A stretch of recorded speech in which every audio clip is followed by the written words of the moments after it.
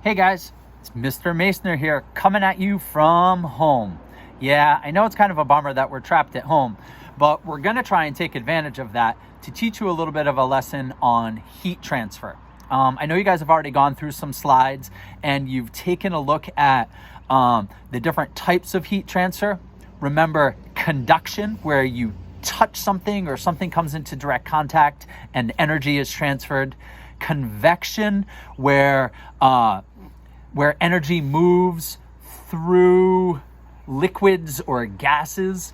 And lastly, radiation, where energy moves out as waves through air or space. You should also know that there are two other concepts embedded in all of this.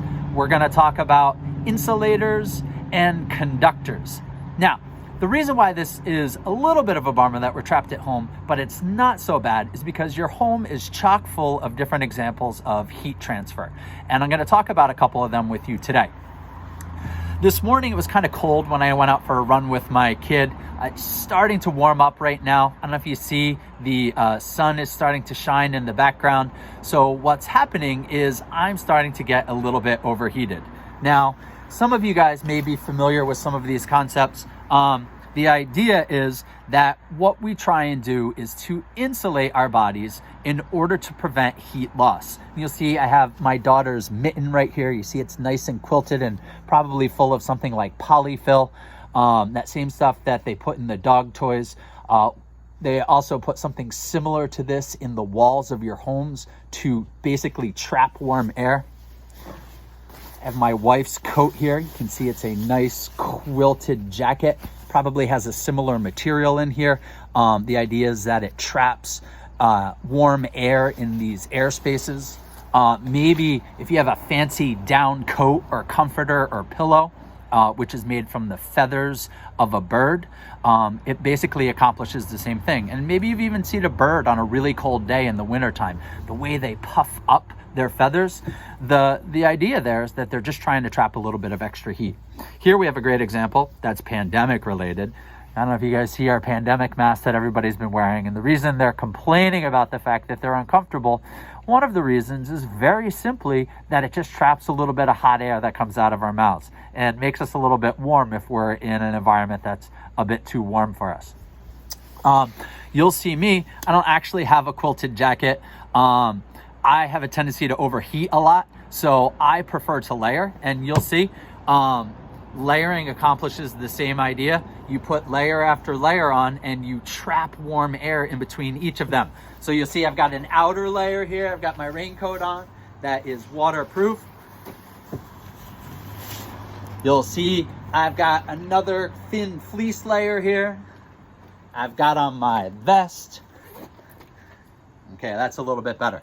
But what I'm gonna do is I'm gonna keep my hat on because it's still a little bit cold out. And I don't know if you've ever had a grown-up in your world tell you that if you're cold to throw on a hat. As you guys know, you're all students of anatomy and physiology. You've studied the circulatory system. And while you were studying the circulatory system, you may remember that our heads are supravascular. There's a lot of blood vessels that flow through there. And also, if you kind of feel around on your head, you'll see there's not a lot of fat. There's really not any musculature. So basically all it is blood vessels and skin sitting over your skull. So there's nothing really to kind of hold on to that heat. So what happens is that heat radiates off very quickly in a cold environment because energy has a tendency to move from areas of higher concentration to areas of lower concentration. In terms of heat, we talk about that moving from warm to cold.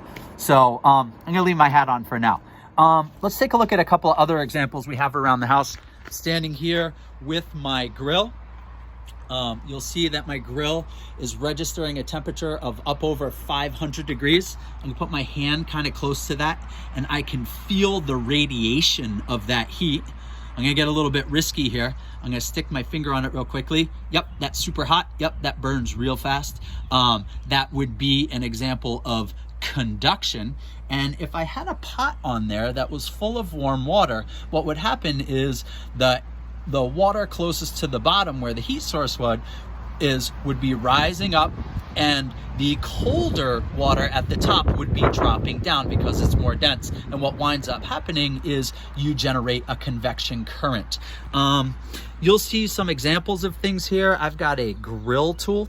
If you take a look at this grill tool, I've got it sitting in the grill itself. So I guarantee you this metal here is super hot, but I don't know if you can look and see what we have here. It has a wooden insulator on it. So I could hold this thing all day long.